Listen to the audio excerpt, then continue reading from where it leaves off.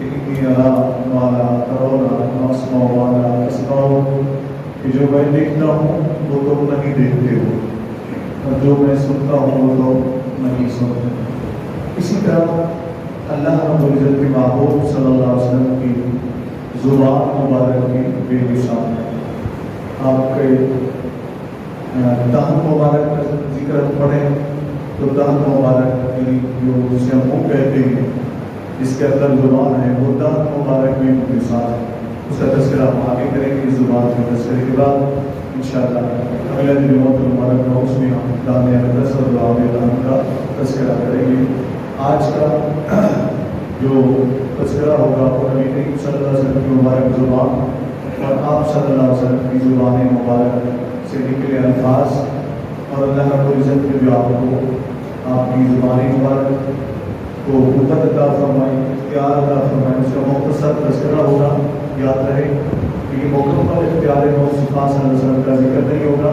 وہ ہم آگے چل کر الگ سے موضوع شروع کریں گے کسی دعوت المبارک کے سلسلے میں تو اس کو ترتیب سے بیان کریں گے. سردست آقا علیہ السلام کی مبارک زبان اس کا تذکرہ کرتے ہوئے قرآن کریم میں اللہ رب العزت نے ارشاد فرمایا وما ينطق عن الهوى إن هو إلا وحي يوحى. یہ آقا علیہ السلام کی مبارک زبان کا تذکرہ ہے. ہماری زبان سے سچ بات بھی نکل سکتی ہے, جھوٹ بات بھی نکل سکتی ہے, صحیح بات بھی نکل سکتی ہے, غلط بات بھی نکل سکتی ہے. لیکن نبی کریم صلی اللہ علیہ وسلم کی زبان اقدس کو اللہ نے ایسا پاکیزہ فرمایا کہ اس زبان سے کوئی غلط بات نکل ہی نہیں سکتی. اس لیے کہ وہ زبان ہے یہ اپنی خواہش سے کچھ نہیں بولتے, اپنی خواہش سے کچھ نہیں بولتے. چونکہ ہم جب بولتے ہیں تو اپنی خواہش سے بولتے ہیں. اللہ نے جو اختیار دیا ہے اس سے خواہش بھی پیدا ہوتی ہے, ہماری خواہشات بھی شامل ہوتی ہیں, ہم اس سے بولتے ہیں. لیکن رب نے فرمایا کہ میرے محبوب کی خواہش کوئی اپنی خواہش نہیں, وہ جو کچھ بھی بولتے ہیں جو میں انہیں وہی کرتا ہوں وہ وہی بولتے ہیں. یعنی دوسرے لفظوں میں اگر ہم سمجھیں تو یوں سمجھ لیجیے کہ کلام مصطفیٰ در حقیقت کلام خدا ہے. کلام مصطفیٰ صلی اللہ علیہ وسلم در حقیقت کلام خدا ہے. جو رسول اللہ صلی اللہ علیہ وسلم فرما دیتے ہیں وہی اللہ کا قانون بن جاتا ہے. یہ آگے بیان کرتا ہوں. اسی طرح دیگر مقامات پر بھی اللہ رب العزت نے اپنے محبوب کی شان کا ذکر فرمایا. تو اسے چند ایک باتیں میں عرض کروں گا.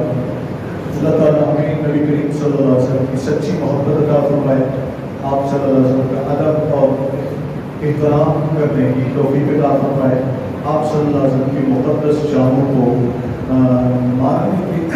ماننے کی توفیق عطا فرمائے اور بیان کرنے کی بھی توفیق عطا فرمائے.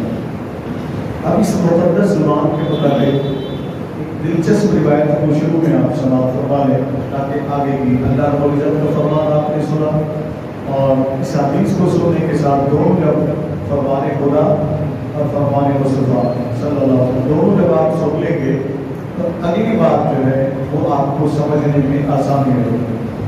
پہلی بات آپ نے رب تبارک و تعالیٰ کا فرمان سنا وما ينطق عن الهوى إن هو إلا وحي يوحى. یہ میرے محبوب صلی اللہ علیہ وسلم اپنی خواہش سے کچھ نہیں بولتے, جو کچھ بولتے ہیں اللہ کی وحی سے بولتے ہیں.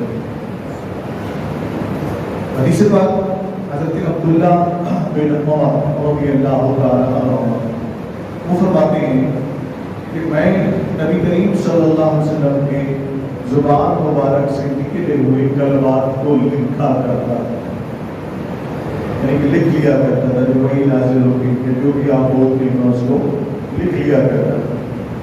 مجھے کچھ کفار نہیں منافقین نے تانے دینے شروع کر دیا, کہنا شروع کر دیا کہ دیکھو محمد صلی اللہ علیہ وسلم کی ہر بات کو نہ لکھ لیا کرو, وہ بھی ہماری طرح انسان ہے. کیا ہماری طرح انسان ہے. یہ وہ نسل ہے جو آج تک چلی آ رہی ہے کہ یہ اپنی ذات کو نبی کریم صلی اللہ علیہ وسلم کی ذات سے ملا دیتے ہیں، لیکن وہ بھی انسان ہے، ہم بھی انسان ہیں، غلطی ہم سے بھی ہو سکتی ہے، غلطی ہم سے بھی ہو سکتی ہے۔ یہ سوچ، یہ فکر کن کی ہے، یہ آپ ذہن میں رکھ لیجیے۔ ایک موقع پر میں نے اس کے اوپر گفتگو کی تھی کہ بے مثال نبی صلی اللہ علیہ وسلم، اس میں تفصیل سے آپ کو بتایا تھا، تو یہاں چونکہ یہ روایت آ گئی، اس جمعہ کو میں نے عرض کر دیا کہ ان کی نسلیں قیامت تک، ان کی بھی نسلیں رہنی ہیں نا، اگر ماننے والوں کی نسلیں رہنی تو منکرین کی بھی نسلیں رہنی ہیں۔ نبی صلی اللہ علیہ وسلم کو بے مثال کہنے والے ابوبکر صدیق، عمر فاروق، عثمان غنی، علی المرتضیٰ، دیگر صحابہ رضوان اللہ تعالیٰ اجمعین کی نسلیں اور ان کے ماننے والے رہنے ہیں، تو عبداللہ بن ابی اور دیگر منافقین اور کفار کی نسلیں بھی تو رہنی ہیں۔ تو نبی کریم صلی اللہ علیہ وسلم کسی شان کو نہیں مانتے تھے، اس کی ضرورت کیا ہے؟ تو ہمارے جیسا ہی تو انسان ہے، ہماری طرح کھاتا ہے، ہماری طرح پیتا ہے، ہم کیوں اس کی اطاعت کریں، ہم کیوں اس سے بے مثال مانیں؟ وہ ذہن ان کی اس کا اظہار کیا انہیں کہ دیکھو وہ بھی تو ہماری طرح انسان ہے، کبھی وہ بھی غصے ہو جاتے ہیں جیسے ہم غصے ہوتے ہیں، کیونکہ عام انسان جب غصے ہوتا ہے، عام انسان جب غصے ہوتا ہے، عام انسان جب غصے ہوتا ہے تو اس کی زبان سے اور فور نکل جاتے ہیں۔ تقریباً بہت کم لوگ ہوتے ہیں جنہیں اپنے غصے کے اوپر کنٹرول ہوتا ہے اور وہ کوئی ایسی بات نہیں کرتے۔ جب انسان کو غصہ آتا ہے، آؤٹ آف کنٹرول جب انسان ہوتا ہے تو آدمی ادھر ادھر کی نکل جاتے ہیں۔ تو وہ بھی انہوں نے بھی یہی سوچا، دیکھو ہم بھی انسان ہیں، اور اچھا بھی انسان ہے، وہ بھی کبھی غصے ہوتے ہیں، کبھی غصے نہیں ہوتے، تو ہر بات نہ لکھا تھا۔ حضرت عبداللہ بن عمر رضی اللہ تعالیٰ عنہ فرماتے ہیں، میں ان کی باتوں میں آ گیا، سوچ میں پڑ گیا کہ آقا علیہ السلام باقی کبھی کبھی غصے بھی ہو جاتے تھے، کبھی کبھی غصہ بھی آ جاتا، اس کے آثار بھی ظاہر ہوتے، پر میں نے لکھنا چھوڑ دیا تو نبی کریم صلی اللہ علیہ وآلہ وسلم نے مجھ سے پوچھا کہ اے عبداللہ تو نے لکھنا کیوں چھوڑ دیا ہے، تو نے لکھنا کیوں چھوڑ دیا؟ تو میں نے عرض کیا رسول اللہ صلی اللہ علیہ وسلم اس طرح فلاں فلاں نے کہا، یہ ٹھیک تھا، یہ ٹھیک تھا، اس کو نہیں چھیڑنا تھا، ہاں اس کو نہ چھیڑنا، یہ والا خراب ہو گیا تھا، سوڑ والا وہ گڑبڑ کر رہا نہیں، نیچے ہاں یہ بات اس کے بعد خراب نہیں، یہ ٹھیک تھا۔ تو حضرت عبداللہ رضی اللہ تعالیٰ فرماتے ہیں، رضی اللہ تعالیٰ عنہ، حضرت عبداللہ بن عمر فرماتے ہیں نبی کریم صلی اللہ علیہ وسلم نے پوچھا تو میں نے سارا واقعہ بتا دیا۔ اس طرح مجھے وہ کہتے ہیں کہ وہ بھی ہماری طرح انسانی ہے، کبھی غصے میں آ جاتے ہیں، کچھ ایسی بات بول رہے تو وہ بھی لکھ لیتے ہو، تو غصے میں بولی ہوئی بات لوگ سمجھیں کہ نبی کی بات ہے، ہو سکتا ہے وہ کوئی ایسی بات کر دیں جو غلط ہو۔ اللہ کے حبیب صلی اللہ علیہ وسلم نے فرمایا، اے عبداللہ لکھ، عبداللہ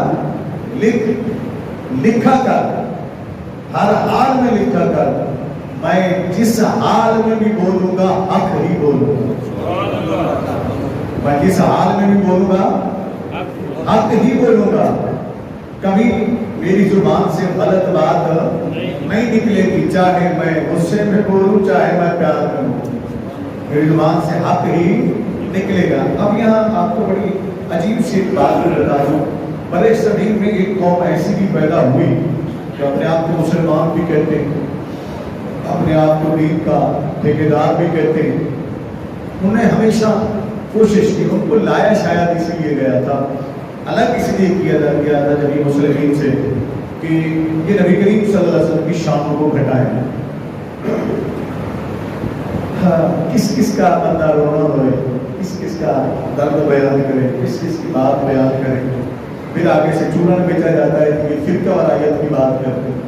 تو میں اکثر کہا کرتا ہوں، میں کہتا ہوں یار یہ اپنا جو فرقہ وارائیت کا چورن ہے نا کہیں اور بیچا کرو، جو کہتے ہیں کہ میرا کوئی فرقہ نہیں، وہ بھی تو ایک فرقہ ہے نا، سمجھ رہے ہیں آپ کا بات کو نہیں سمجھ رہے، جو کہتا ہے کہ میرا کوئی فرقہ نہیں، میں کسی مسلمانوں کو، کسی گروہ کو، کسی تنظیم کسی جماعت کو نہیں مانتا ہوں، میرا کوئی فرقہ نہیں، تیرا بھی تو ایک فرقہ ہے نا، تو بھی تو الگ تو نے ایک فرقہ بنا لیا، یہ ایک الگ موضوع ہے۔ لیکن انہی گروہوں میں سے جن کو لانچ کیا گیا اسلام دشمن قوتوں کی جانب سے ایک شخص نے کیوں لکھا اور اسی شخص نے پھر آگے کیا لکھا یہ بھی میں بتا دیتا ہوں. لکھا کہ رحمت للعالمین. اب یہ اور سے سنیں کتنے بڑا حملہ ہے، جبکہ قرآن میں اللہ تعالیٰ نے ارشاد فرمایا وما ارسلناک الا رحمت للعالمین. اے محبوب صلی اللہ علیہ وسلم ہم نے آپ کو تمام جہانوں کے لیے رحمت بنا کر دیا. سادہ سا جو ترجمہ ہے سمجھنے کی وہی ہے، تمام جہانوں کے لیے اگر رحمت ہوئی ہے وہ ایک ہی ذات ہے، ایک ہی شخصیت ہے، اور وہ ہے ذات مصطفیٰ صلی اللہ علیہ وسلم. ذات مصطفیٰ صلی اللہ علیہ وسلم، ہمارے پیارے نبی صلی اللہ علیہ وسلم، اللہ کے آخری نبی صلی اللہ علیہ وسلم. رحمت للعالمین صرف وہی ہے، اس کے علاوہ کوئی بھی رحمت للعالمین نہیں. یہ خاصہ ہے ہمارے نبی صلی اللہ علیہ وسلم کا کہ اللہ نے ان کو عالمین کے لیے رحمت بنا کر دی، کہ عالمین کے لیے رسول بنا کر بھیجا تو عالمین کے لیے رحمت بنا کر بھی بھیجا. تمام مخلوقات کے لیے رسول بنا کر بھیجا تو تمام مخلوقات کے لیے ان کو رحمت بنا کر بھی بھیجا. تو اسی کے روح کے مولوی صاحب ہیں، میں نام لے لیتا ہوں، آپ کو بتا دیتا ہوں. رشید احمد گنگوہی صاحب مکتبہ فکر ان کا ہے دیوبند، وہ لکھتے فتح رشیدیہ کے اندر میرے پاس رکھا ہوا ہے جو دارالارشاد کراچی سے چھپا ہے. اس کے اندر وہ لکھتے ہیں کہ رحمت للعالمین خاصہ نبی کریم صلی اللہ علیہ وسلم کا نہیں ہے. کیا خاصہ؟ یعنی رحمت اللہ نبی کریم صلی اللہ علیہ وسلم کی خاصیت یا خصوصیت نہیں ہے، کوئی اور بھی رحمت للعالمین ہو سکتا ہے، کوئی اور بھی رحمت للعالمین ہو سکتا ہے. یہ وہ چور دروازہ تھا جو ان لوگوں نے ایک گروہ بنایا، کھولا، اور جس طرح قاسم محمود صاحب نے ان کے جو سربراہ ہے بانی دار لوگ کے اوپر انہوں نے کتاب لکھ ڈالی تعزیر الناس، وہ بھی میرے پاس رکھی ہوئی ہے. اس کے صفحہ 7 پر لکھتا ہے، 3 مقام پر اس نے اس کے اندر تعزیر الناس کے اندر لکھا کہ اگر نبی کریم صلی اللہ علیہ وسلم کے ظاہری زمانے میں بھی کوئی نبی آ جائے یا بالفرض آپ صلی اللہ علیہ وسلم کے بعد کوئی نبی آ جائے تو آقا علیہ السلام کی ختم نبوت میں یا نبوت میں کوئی فرق نہیں پڑے گا. جبکہ امت کا اجماع ہے کہ نبی کریم صلی اللہ علیہ وسلم خاتم النبیین ہے، یہ قرآن کا بھی فیصلہ ہے. نہ آقا علیہ السلام کی ظاہری حیات میں نہ آپ کے بعد کسی بھی قسم کا کوئی بھی نبی نہیں آ سکتا ہے. یہ اجماعی عقیدہ ہے. مگر اس پر بھی جو راستہ کھولا جب پاکستان کے اسمبلی کے اندر قادیانیوں کے خلاف کیس لگا گیا، عدالتوں کے اندر بھی اسمبلی کے اندر بھی، تو وہاں قادیانیوں نے جو اپنے دفاع میں کتاب پیش کی تھی، آج بھی اسمبلی کا ریکارڈ موجود ہے، کوئی بھی جا کر وہاں سے لے سکتا ہے، مل جاتا ہے کہ قادیانی کو مقدمے کا ریکارڈ دیا جائے. وہ جو بات ہوئی اس میں قادیانیوں نے قاسم نانوتوی صاحب کی وہی کتاب تعزیر الناس پیش کی تھی. یہ دیکھو تمہارے ہی عالم نے کہ مسلمان کہتے ہیں خود کو، انہوں نے لکھا ہے کہ نبی کے بعد اگر کوئی نبی آ جائے تو کوئی فرق نہیں پڑتا. تو پھر ہم تو محمد صلی اللہ علیہ وسلم کو مانگتے بھی ہیں، اور اگر ہم نے مرزا قادیانی کو نبی مانگ لیا تو کیا فرق پڑا ہے؟ سمجھ گیا بات کو؟ یعنی چوری کا ایسا دروازہ کھولا کہ قاضی لوگوں کو دعویٰ کرنے کا موقع مل گیا، اور اوپر سے پھر چوری اور سینہ زوری اور ختم نبوت کے بڑے ٹھیکیدار بھی یہ بن جاتے ہیں، اور اس کے اوپر بڑے بڑے فنڈ بھی یہ دیتے لوگوں سے پیسہ بٹورنے کے لیے. یہ ڈرامے بازی ہے. اب اسی کی روح کا صدقے رشید احمد گنگوہی لکھ رہا ہے خاصہ رحمت للعالمین محمد صلی اللہ علیہ وسلم کا نہیں ہے. اب یہ قرآن کا انکار ہے، قرآن کے مد مقابل اپنی بات کرنا ہے. اب جس بات کے لیے میں نے یہ ساری باتیں آپ کو بتائی ہیں وہ نبی کریم صلی اللہ علیہ وسلم کی حدیث میں نے آپ کو سنائی. آقا علیہ السلام نے فرمایا عبداللہ لکھ، میری زبان سے جو بھی نکلتا ہے وہ حق ہی نکلتا ہے. کیا نکلتا ہے؟ حق ہی نکلتا ہے. اب اس آقا علیہ السلام کے فرمان کو رشید احمد گنگوہی نے کیسے چوری کیا؟ تذکرۃ الرشید اس کی کتاب، اس کی سوانحیات پر لکھی گئی کتاب ہے جو مناظر حسن گیلانی نے لکھی اور میرے پاس موجود ہے.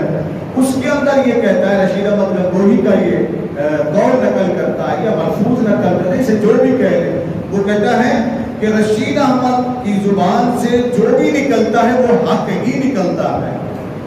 اب ذرا غور کریں، ایک طرف نبی کا فرمان ہے کہ میری زبان سے عبداللہ جو بھی نکلتا ہے وہ حق ہی نکلتا ہے. لکھ، یہ منصب سوائے نبی کے کسی اور کو نہیں ملا ہے، کسی اور کو نہیں ملا. چاہے کتنے بڑی سے بڑی شخصیت ہو، وہ یہ دعویٰ نہیں کر سکتی کہ میں جب بھی بولوں گا حق ہی نکلے گا میری زبان سے، یا میری ہر بات حق ہی ہے. غلطی کا امکان ہر ایک کے لیے ہے سوائے نبی کے، سوائے نبی کے. تو یہ تو دعویٰ تھا نبی کریم صلی اللہ علیہ وسلم کا. مگر گنگوہی صاحب نے رحمت اللہ عالمین کا خاصہ بھی چھین لیا نبی کریم صلی اللہ علیہ وسلم سے، اور حق جو نبی کریم صلی اللہ علیہ وسلم نے فرمایا کہ میری صفت ہے، میری زبان سے حق ہی نکلتا ہے، اور جو قرآن نے فرمایا کہ وما ينطق عن الهوى ان هو الا وحی یوحی، یہ اپنی خواہش سے نہیں بولتے، یہ اللہ کی وحی سے بولتے ہیں، تو وحی خدا تو حق ہی ہوتی ہے نا۔ اسی لیے نبی نے فرمایا کہ میں اللہ کی وحی سے بولتا ہوں، میں جس حال میں بھی بولوں وہ حق ہی ہوگا۔ تو یہ گنگوہی صاحب نے منصب کیسے لے لیا، یہ کہاں سے لے لیا، آپ کو سمجھانا ہے، یہ اپنے بچوں کو بھی سمجھایا کہ یہ فرقہ واریت نہیں ہے، اختلاف تو یہ ہے نا، یہ اصال ثواب ہے کہ فلاں چیز فلاں، یہ کوئی اختلاف نہیں ہے، اصال ثواب کو کرتا ہے کرے، نہیں کرتا ہے نہ کرے، فرضیہ واجب نہیں ہے، میلاد فرضیہ واجب نہیں ہے، صلاۃ السلام کھڑے ہو کر پڑھو فرض کر پڑھو فرضیہ واجب نہیں ہے۔ اصل تو یہ اختلاف تھا نا جو انہوں نے نبی کی ذات پر حملے کیے صلی اللہ علیہ وآلہ وسلم۔ اب آقا علیہ السلام نے فرمایا لکھا کر، اس کے بعد عبداللہ بن عمر رضی اللہ تعالیٰ عنہ فرماتے ہیں میں لکھ لیا کرتا، میں لکھ لیا کرتا۔ اب اسی پر حضرت عبداللہ غالباً حضرت عبداللہ بن مسعود رضی اللہ تعالیٰ عنہ وہ فرماتے ہیں، یا عبداللہ بن عباس رضی اللہ تعالیٰ وہ فرماتے ہیں ایک مرتبہ میں نے نبی کریم صلی اللہ علیہ وسلم سے عرض کیا، یا رسول اللہ صلی اللہ علیہ وسلم آپ بولتے ہیں ہم لکھتے جاتے ہیں تو کیا ہم اس کو کیسے سمجھیں کہ یہ قرآن ہے اور یہ حدیث ہے، یعنی اسی زبان سے نکلا ہے نا، زبان تو ایک ہی تھی نا، وما ينطق عن الهوى ان هو الا وحی، اسی زبان کا ذکر ہو رہا ہے نا، ایک ہی زبان سے آپ بولتے ہیں، ایک قرآن ہو جاتا ہے ایک حدیث ہو جاتی ہے، ٹھیک ہے نا۔ اب یہ قرآن ہے، یہ ہمارے سامنے قرآن پاک، ٹھیک ہے، سب ہم پڑھتے ہیں، اب اس کو ہم کیا کہتے ہیں، کلام اللہ، کیا کہتے ہیں، کلام اللہ۔ اب کلام جو ہوتا ہے، کلام کے لیے متکلم کا ہونا ضروری ہے، کس کا ہونا، متکلم کہتے ہیں بات کرنے والے کو، کلام کرنے والے کو، وہ بات کرے گا تو آپ کہیں گے یہ بات فلانے کی ہے، وہ کلام لکھے گا آپ کہیں گے یہ فلانے کلام لکھا ہے، وہ نظم میں لکھے یا نثر میں لکھے، یعنی تعریف کی صورت میں نثر میں لکھے یا نظم کی صورت میں، نعت کی صورت میں، حمد کی صورت میں، اشعار کی صورت میں لکھے، تو آپ کہتے ہیں فلاں کا کلام ہے۔ جیسے علامہ اقبال کا کلام آپ پڑھتے ہیں، کہتے ہیں کہ یہ علامہ اقبال کا کلام ہے، امام احمد رضا کا کلام پڑھتے ہیں آپ کہتے ہیں امام احمد رضا کا کلام ہے، اس طرح مختلف لوگ ہوں گے۔ تو یہ جب کلام اللہ ہے، اللہ کا کلام ہے، تو کلام کے لیے متکلم ہونا ضروری، متکلم تو ہے اللہ کی ذات ہے نا، اسی کا کلام ہے۔ اب جو بات سمجھانی آپ کو غور سے سمجھ لیجیے تاکہ میں وہ حدیث بھی عرض کر دوں۔ زبان مصطفیٰ صلی اللہ علیہ وسلم کی شان کیا ہے، ان کا مقام کیا ہے، ان کا مرتبہ کیا ہے۔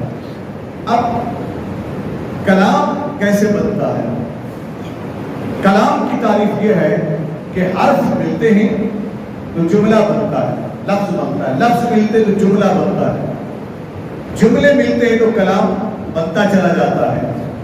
اب حرف نکلتا ہے زبان سے، حرف زبان سے نکلتا ہے تو وہ لفظ کی صورت میں ڈھل جاتا ہے، لفظ کی صورت میں ڈھل جاتا ہے، الفاظ کی صورت میں ڈھل جاتا ہے۔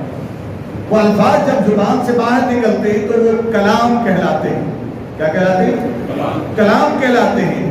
گویا متکلم کے لیے جو کلام جس کا ہے، کلام کر رہا ہے، اس کلام کے اظہار کے لیے زبان بھی ضروری ہے، کیا زبان بھی ضروری ہے۔ اگر کسی کی زبان یوں نہیں بول نہیں سکتا تو پھر اللہ نے اس کی خاصیت دی ہوتی، بہت سے ایسے بھی آئے جو بولنے کی قوت نہیں رکھتے تھے لیکن لکھنے کی قوت رکھتے تھے، وہ اپنی زبان کا مدعا جو ہے، دماغ کا، زبان کا، وہ لکھ کر اس کا اظہار کیا کرتے تھے، یا اشاروں کے نام ہوگی زبان میں بات کرتے تھے۔ عمومی جو بات ہے وہ یہی ہے کہ کلام کے لیے متکلم اور زبان کا ہونا ضروری ہے کہ وہ الفاظ بنے، کیا بنے، الفاظ بنے۔ مثلا حروف تاجی ہیں، اگر الگ الگ ایک ایک حرف کو پڑھتا رہے تو وہ لفظ نہیں بنے گا، وہ لفظ نہیں بنے گا۔ اب زبان ان کا ہجا کرے گی، یعنی دو تین حروف کو ملا کر اکٹھا کرے گی تو وہ ایک لفظ بن جائے گا، جیسے اللہ، ٹھیک ہے نا، جیسے حمد، جیسے الحمدللہ،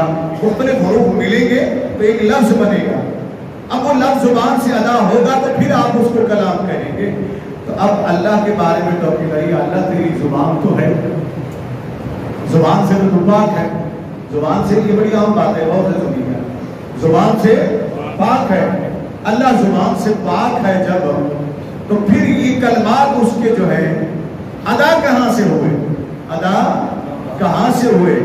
رب نے فرمایا، یہ میں تھوڑا سا تخیل میں بات عرض کروں، خیال میں جو میں نے پڑھا اس کو سامنے رکھتے ہوئے جو بزرگوں سے سمجھا، جو تفاسیر کو پڑھ کر سمجھا، وہ تھوڑا سا رب کی طرف سے جواب یہ آتا ہے کہ تو اپنی منطق کے پیچھے رکھ، اپنی لاجک پیچھے رکھ، اپنا فلسفہ پیچھے رکھ، اپنا علم پیچھے رکھ، تجھے نظر نہیں آتا، تجھے نظر نہیں آتا، اگر سمجھ نہیں آئی تو منہ کرنا مکے کی طرف، منہ کرنا مدینے کی طرف۔ وہ ایک شخصیت بیٹھی ہوئی، وہ دیہات کے مکھڑے والا، واللیل کی زلفوں والا، وہ نہیں بیٹھے ہوئے، تو نے میرا قرآن نہیں پڑھا؟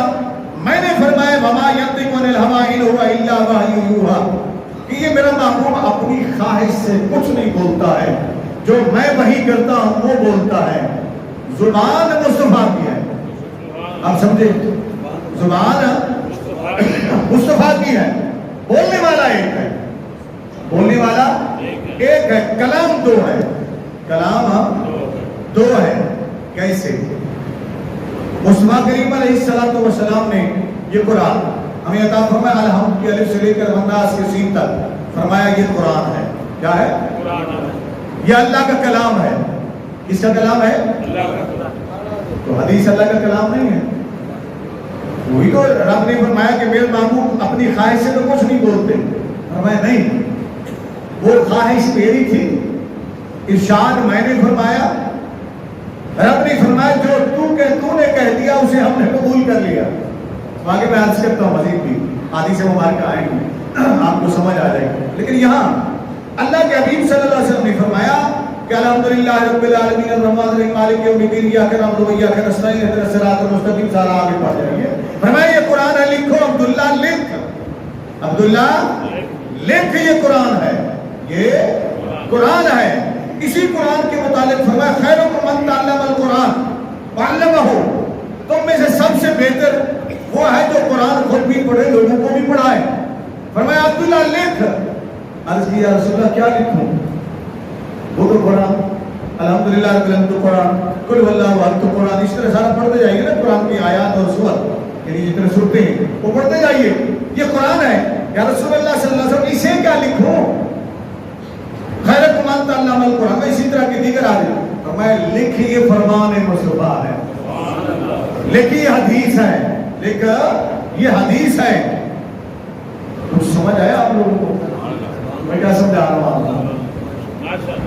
بار کہا اس میں ہم نے عرض کیا تھا مولا وہ کلام تیرا کہاں سے ادا ہوتا ہے، وہ کلمات کیسے ادا ہوتے ہیں، وہ الفاظ کیسے ادا ہوتے ہیں، کیسے بنتے ہیں؟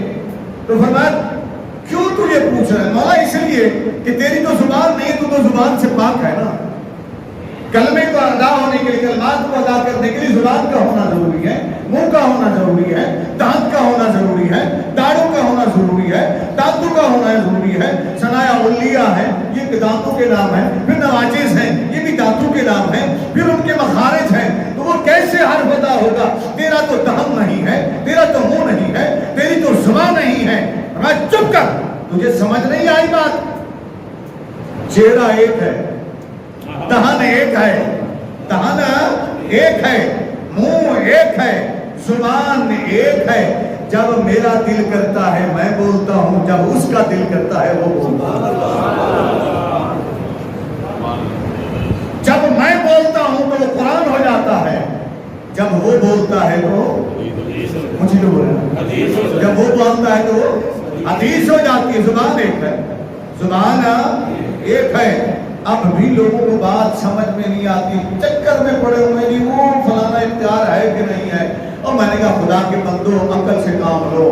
رب نے تو بات ہی ختم فرما دی کہ کلام میرا ہے، زبان مصطفیٰ کی، کلام میرا ہے، زبان مصطفیٰ کی ہے۔ مصطفیٰ کریم علیہ السلام نے فرمایا زبان میری ہے، بولے تو زبان میری ہے، کلام اس کا ہے۔ پھر بھی بات اگر سمجھ نہیں آئے تو بخاری شریف کی یہ حدیث پڑھے نا، لوگوں کو یہ نظر نہیں آتی ہے آقا علیہ السلام نے فرمایا انما انا قاسم واللہ یؤتی. وہ لوگوں سنو، ابھی تو پہلے آپ نے سمجھا کہ زبان میری ہے، کلام اس کا ہے، اللہ کا ہے.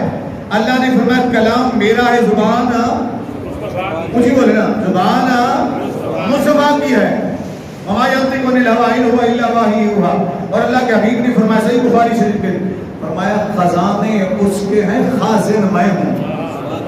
خزانے اس کے ہیں، خازن میں ہوں. خزانے اس کے ہیں، تقسیم اونچی تو بولے، تقسیم میں کرتا ہوں. کسی کو علم دینا ہے تو میں دوں گا، کسی کو خزانے دینے ہیں تو میں دوں گا. تم کیا سمجھتے ہو کہ میرے پاس کچھ نہیں ہے؟ دوسری حدیث پاک پڑھے نا، سیاست کی حدیث پاک ہے، مشکات شریف کے اندر حدیث پاک موجود ہے. آقا علیہ السلام نے فرمایا، کیا فرمایا؟ فرمایا سنو، اگر میں چاہوں، کیا فرمایا؟ یہ نہیں فرمایا کوئی مولوی چاہے، کوئی جماعت چاہے، کوئی تنظیم چاہے مجھے اجازت لے کر دے. نہیں، آپ کے میرے نبی نے فرمایا اگر میں چاہوں تو یہ پہاڑ سونا اور چاندی بن کر میرے پیچھے پیچھے چلیں. سونا اور چاندی بن کر میرے پیچھے پیچھے چلیں. یہ اللہ کے حبیب سے اختیار وہ ہے جو اللہ نے عطا فرمایا. کس نے عطا فرمایا؟ اللہ نے عطا فرمایا. اور لوگوں کو تکلیف یہ ہوگی جناب یہ جو کہتے ہو اللہ اور رسول چاہیں، یہ رسول اللہ صلی اللہ علیہ وسلم عطا فرماتے ہیں. تو آقا علیہ السلام نے خود فرما دیا نا کہ اللہ کے خزانے تقسیم میں کرتا ہوں. اور پھر بخاری شریف کے اندر صحیح مسلم شریف ہے، سنن ابن ماجہ میں ہے، دیگر کتب احادیث میں موجود ہے. سیاست کی حدیث پاک آقا علیہ السلام ارشاد فرماتے ہیں اوتیت مفاتیح خزائن الارض. آقا علیہ السلام ارشاد فرمایا مجھے زمین کے خزانوں کی چابیاں عطا فرما دی گئیں. مجھے زمین کے خزانوں کی چابیاں عطا فرما دی گئیں. اب جس کو چابیاں مل جائیں، جس کو چابیاں مل جائیں، ساتھ دینے والا یہ بھی کہہ دے مالک. یہ بات بہت سے سنی، ابھی میں قرآن کی روشنی میں عرض کر رہا ہوں نہ پھر حدیث کی روشنی ساتھ حدیث کی روشنی میں. اب قرآن کی آیت ساتھ میں عرض کرتا ہوں، ذرا غور سے سنیے، آپ بھی حیران رہ جائیں گے کہ آج ہمارے دماغ میں یہ بات بیٹھ چکی. اس کو سمجھے ذرا غور سے. دینے والا کہے کہ یہ میرا خزانہ ہے، یہ میں نے تجھے دے دیا ہے، اس کا خازن بھی بنا دیا، اس کی چابیاں بھی تجھے عطا کر دی ہیں، چابیاں بھی تجھے عطا. اب لہو مقالید السماوات والارض، یہ قرآن میں اللہ نے فرمایا ہے کہ زمین و آسمان کی چابیاں، خزائن کی چابیاں اللہ کی ہیں، مالک وہی ہے. اور آقا فرما رہے ہیں اس نے زمین و آسمان کے خزانوں کی چابیاں مجھے بولے نا مجھے عطا کر دی. وہ مقالید السماوات والارض، وہ جو چابیاں اس کے پاس تھی اس نے دی اپنے محبوب کو. اس کو اپنے محبوب صلی اللہ علیہ وسلم کو وہ خزانے عطا کر دیے. ساتھ ہی فرمایا وَأَمَّا السَّائِلَ فَلَا تَنْهَرْ. سورۃ طٰہٰ پڑھی ہے نا قرآن کریم کو، پڑھے نا آخری سپارے کی یہ سورت ہے، ہر ایک کو تقریباً آتی ہو دعا واللیل اذا سجا ما ودعک ربک وما قلى. پڑھے نا اس کو آخر میں وَأَمَّا السَّائِلَ فَلَا تَنْهَرْ. محبوب خزانے میرے ہیں، خزانے خازن تو ہے، خزانے میرے ہیں، تقسیم کرنے والا تو ہے. اب تیرے پاس اگر کوئی مانگنے والا آ جائے، کیا مانگنے والا آ جائے، یہ نہیں فرمایا کہ غریب مانگنے والا آ جائے یا امیر مانگنے والا آ جائے، عربی آ جائے یا اجمی آ جائے، گورا آ جائے یا کالا آ جائے نا. رب نے مطلق فرمایا محمد تیری بارگاہ میں جو بھی سائل سوال کرے نا اس کو تو نے چھڑکنا نہیں ہے، اس کو منع نہیں ہے. اسی لیے صحابہ کرام رضوان اللہ تعالی علیہم فرماتے ہیں ہم نے نبی کریم صلی اللہ علیہ وسلم کی زبان پر کبھی کلمہ لا نہیں سنا. یعنی آقا علیہ السلام سے کسی نے سوال فرمایا ہو اور آپ نے فرمایا کہ نہیں میں تجھے نہیں عطا کر سکتا، میں تجھے اس کا جواب نہیں عطا کر سکتا، نہیں، دونوں لحاظ آقا علیہ السلام نے کبھی لا نہیں فرمایا. اس لیے رب نے فرمایا معبود خزانے تو میرے، مالک بھی میں اور خزائن کا خالق بھی میں، کل کائنات کو بنانے والا بھی میں، جتنے بھی میرے خزائن ہیں ان کی چابیاں دے دی ہیں میں نے تجھے. یہ صحیح بخاری شریف کی حدیث، صحیح مسلم شریف کی حدیث کہ اللہ نے مجھے عطا کر دی وہ زمین و آسمان کے خزائن کی چابیاں. جب اللہ نے عطا فرما دی تو ساتھ ہی اللہ نے فرما دیا اب چابیاں دے دی اب تجھے اختیار دے دیا ہے. کیا دے دیا؟ اختیار دے دیا ہے. تیرے پاس جو بھی آئے اسے عطا کرتا چلا جا. ابو بکر آئے صداقت مانگے تو اسے صداقت عطا کر دے. چلے آسان کر دوں نا. ابو بکر آئے تو اسے صداقت عطا کر دے. عمر آئے تو اسے عدالت عطا کر دے. عثمان آئے تو اسے سخاوت عطا کر دے. علی آئے تو اسے شجاعت عطا کر دے. یوں دیتا چلا جا. ابو ذر غفاری آئے تو اسے فقر عطا کر دے. سلمان آئے تو اسے اپنے گھرانے کی نسبت عطا کر دے. محبوب اختیار تیرا ہوگا، جو تو فرما دے گا میں وہی کر دوں گا. یہ قرآن اور یہ حدیث ہے. ٹھیک ہے. مگر کچھ لوگوں کو برا لگا، کچھ لوگوں کو برا لگا کہ رسول بھی عطا کرتے ہیں. بہت سے ہمارے نوجوان جو ہے بیچارے بھٹک جاتے ہیں، پتہ نہیں ہوتا ان کو. وہ بھی یا رسول اللہ مدد کہتے ہوئے یہ تو شرک ہو گیا ہے، رسول کیسے دے سکتے ہیں؟ ان کو تکلیف ہوتی ہے نا.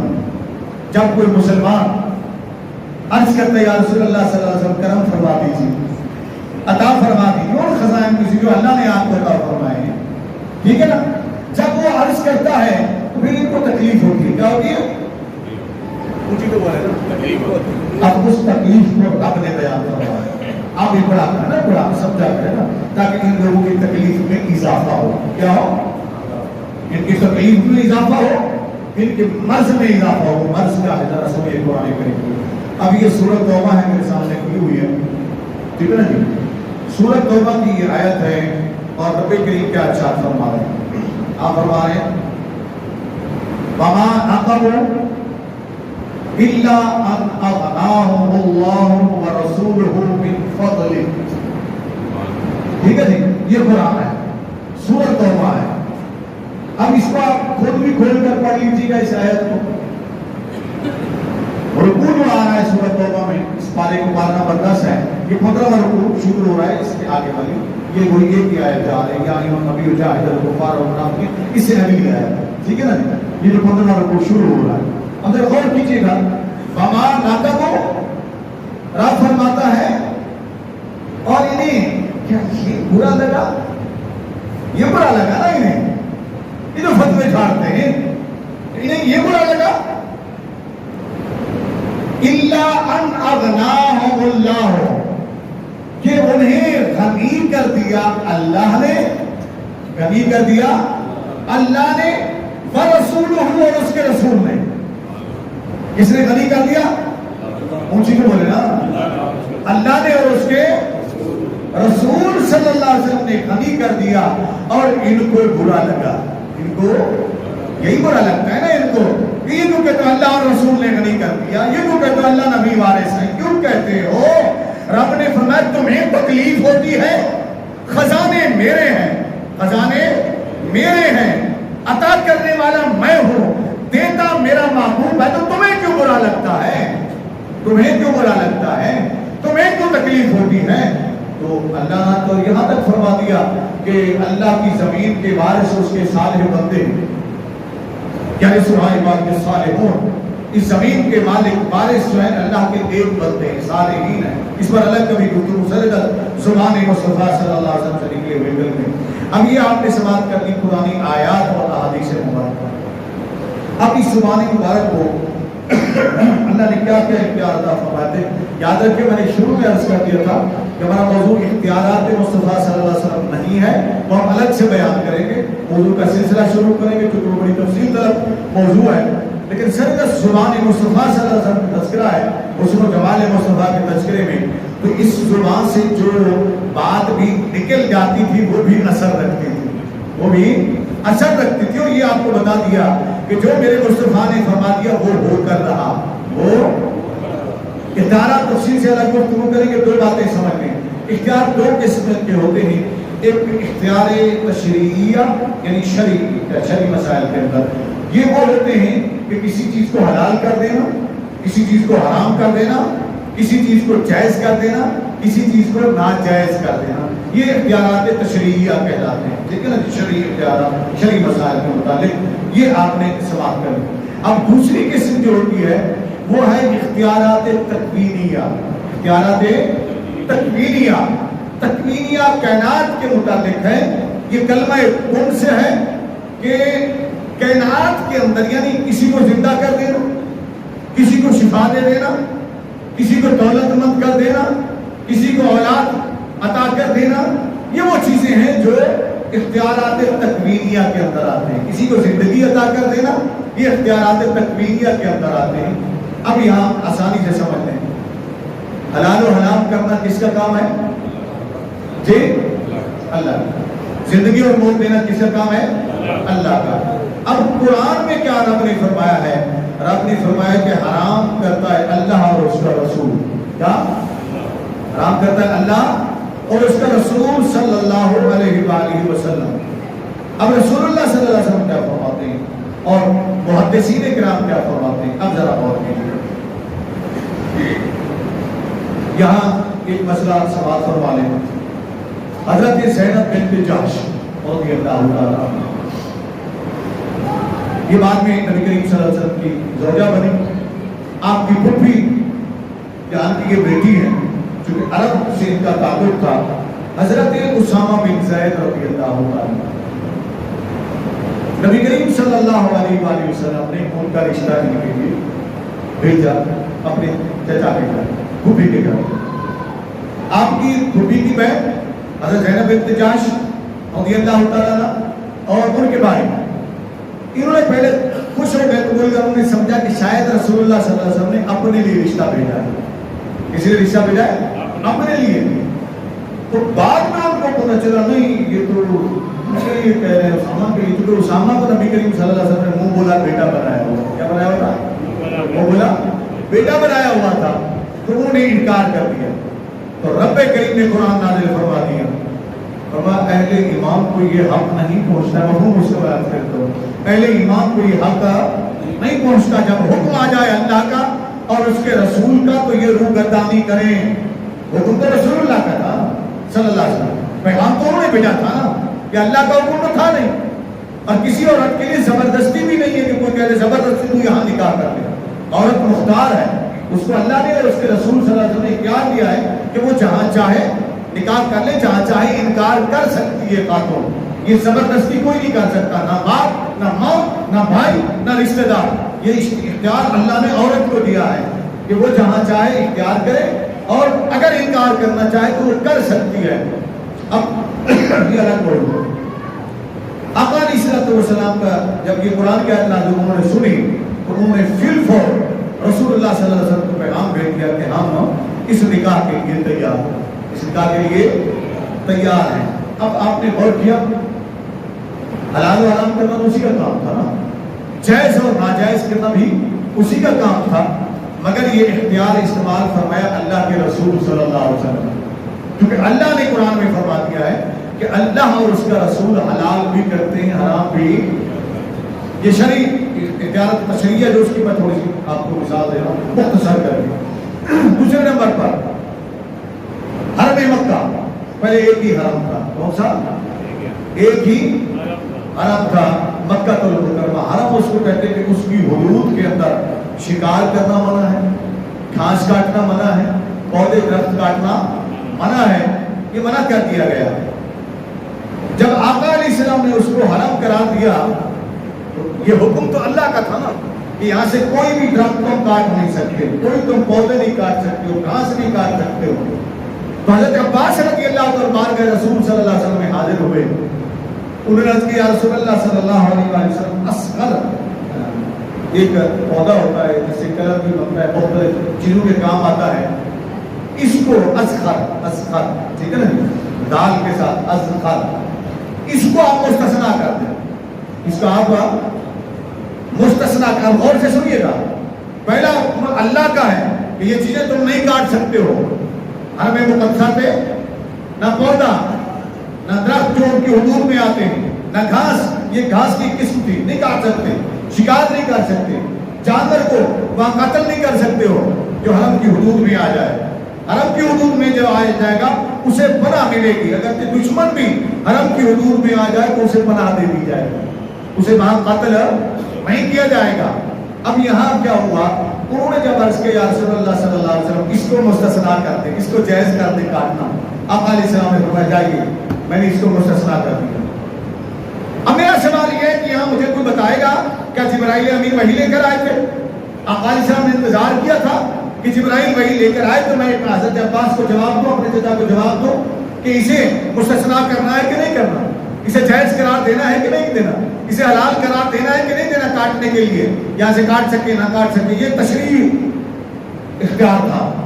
اللہ نے چونکہ آپ کو اختیار دے کر بھیجا تھا، تشریح اختیار دے کر بھیجا تھا کہ بابو جسے آپ حلال کر دیں گے اسے میں حلال کر دوں گا، جسے آپ حرام کر دیں گے اسے میں حرام قرار دوں گا۔ تو آقا علیہ السلام نے مستثنا قرار دیا، وہ آج تک مستثنا ہے۔ اگر اصغر کو وہاں سے کوئی آج بھی کاٹ لیتا ہے، حاجی وہاں جاتا ہے حج کے لیے، احرام میں ہوتا ہے اور حرم کی حدود میں ہوتا ہے، کہیں دیکھتا ہے اصغر کا وہ پودا نظر آتا ہے، وہ جڑی بوٹی نظر آ جاتی ہے، اس کو وہ کاٹ لیتا ہے، وہ نہ تو اس کے اوپر دم پڑے گا اور نہ ہی اس کے لیے ناجائز ہوگا، یہ اس کے لیے جائز ہوگا کہ اس کو کاٹنا میرے اور آپ کے نبی صلی اللہ علیہ وسلم نے جائز قرار دے دیا کہ حرم کے حدود میں اسے آپ کاٹ سکتے۔ اب سنیے، یہ حرم تو بنایا تھا نا اللہ تعالیٰ نے، مکہ المکرمہ، اس کی حدود ہے، میقات ہے، یہاں پر حرم ہے۔ جب نبی کریم صلی اللہ علیہ وسلم مدینہ المنورہ تشریف لے گئے، آقا علیہ السلام مدینہ المنورہ تشریف لے گئے، مجھے کوئی ایک بندہ دکھا دیے، میرا چیلنج ہے، کوئی ایک بندہ دکھا دے قرآن کی کوئی ایک آیت، یہ پورا قرآن پڑھتا ہوں، کوئی ایک آیت دکھا دے جس میں اللہ تعالیٰ نے فرمایا ہو کہ ہم نے مدینے کو حرم قرار دیا ہے، مدینے کو حرم قرار دیا نہیں، اللہ تعالیٰ نے تو مکے کو مسجد حرام کو حرم قرار دیا ہے نا۔ جب آقا علیہ السلام ہجرت فرما کر مدینہ المنورہ گئے، سیاستہ کی حدیث پاک ہے، مشکات المصابیح میں، کنز العمال میں، مسند احمد بن حنبل میں، معجم کبیر طبرانی ہے، شعب الایمان کے اندر، دیگر کتب حدیث کے اندر بھی یہ حدیث موجود ہے۔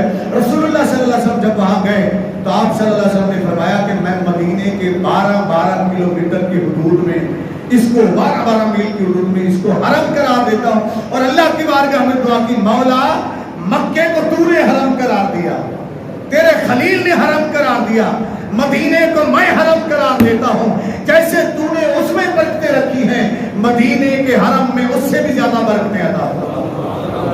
اور آج تک مدینہ حرم ہے کہ نہیں؟ اونچی تو بولے نا، حرم ہے نا، قیامت تک رہے گا نا۔ تو یہ کس کا اختیار تھا؟ یہ رسول اللہ صلی اللہ علیہ وسلم کا اختیار تھا نا، جو اللہ نے آپ کو عطا فرمایا۔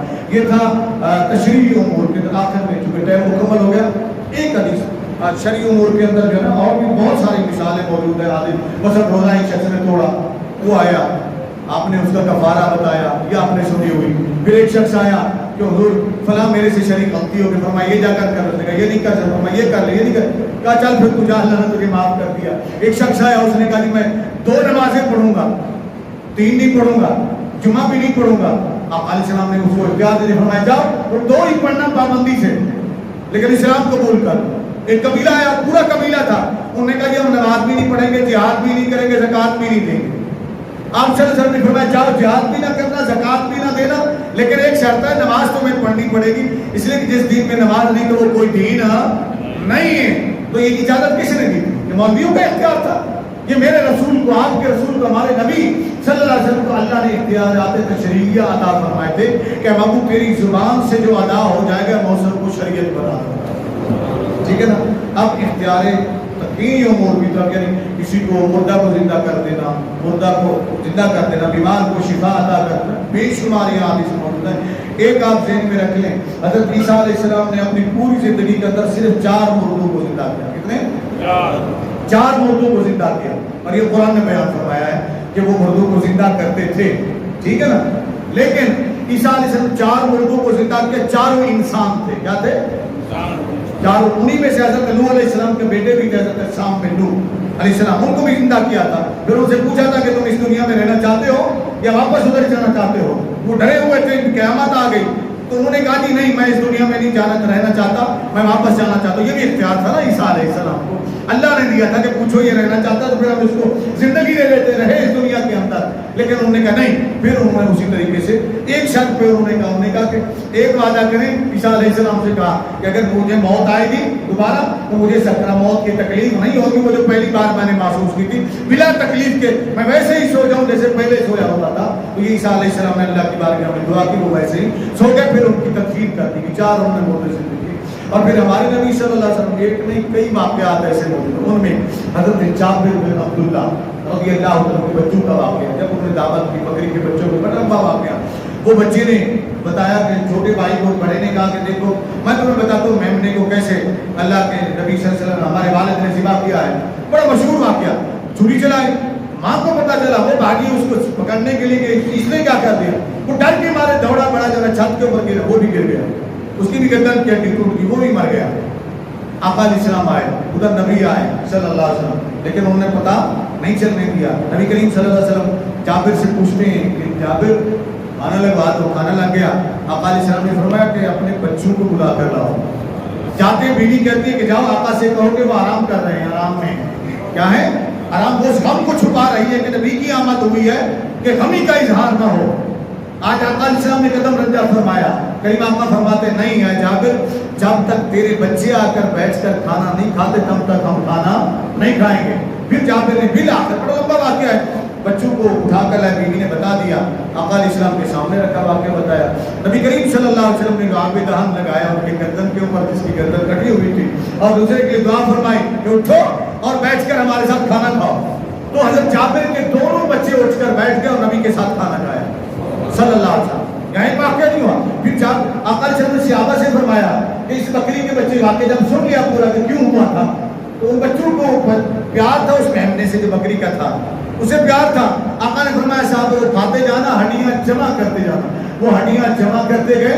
میرے نبی نے بلا کر وہ تھال کے اندر یا پرات کے اندر جو رکھی ہوئی تھی ہڈیاں, آقا علیہ السلام نے اس کے ہاتھ پھیرا, فرمایا تم بیجرین اللہ کے حکم سے کھڑی ہو جا, زندہ ہو جا. تو بکری بھی اٹھ کر زندہ ہو کر کھڑی ہو گئی.